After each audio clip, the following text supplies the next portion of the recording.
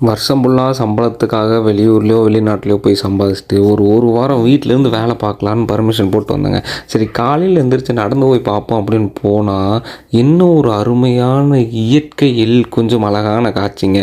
எங்கே பார்த்தாலும் குயில் கூவுற சத்தம், மயில் கத்துற சத்தம், இடையில பரவாயில்ல வாய்க்கா தண்ணி வேற போகுதுங்க. எல்லா தென்னந்தோட்டத்துக்கெல்லாம் மேற்கால வடக்கால கிழக்கால தெற்காலன்னு 4 பக்கமும் பாஞ்சிட்டு இருந்துச்சுங்க.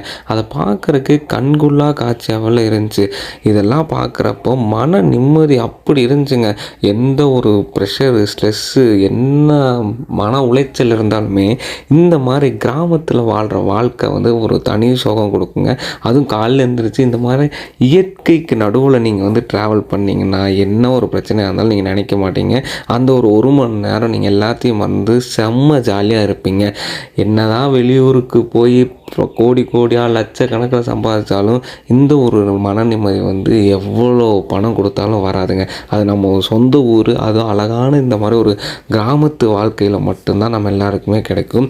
ஸோ முடிஞ்ச வரைக்கும் யார் எங்கே இருந்தாலும் சரி, என்ன பிரச்சனையாக இருந்தாலும் எப்படியாவது அவங்க ஊருக்கு போய் அட்லீஸ்ட் உங்கள் அப்பா அம்மா கூட, அங்கே இருக்கிற சொந்தக்காரங்க கூட நல்லா டைம் ஸ்பெண்ட் பண்ணிட்டு இந்த மாதிரி மனசுக்கு திருப்தியாக ஒரு 4 இடங்களுக்கு போயிட்டு வாங்க. இயற்கையோடு பேசுங்க. அந்த ஒரு ஃபீலிங் வந்து வேறு லெவலில் இருக்குங்க. இதே மாதிரி உங்களுக்கு இந்த வீடியோ பிடிச்சிருந்தா கமெண்ட்ஸில் சொல்லுங்கள். நான் இனிமேல் இதே மாதிரி போடுறேன்.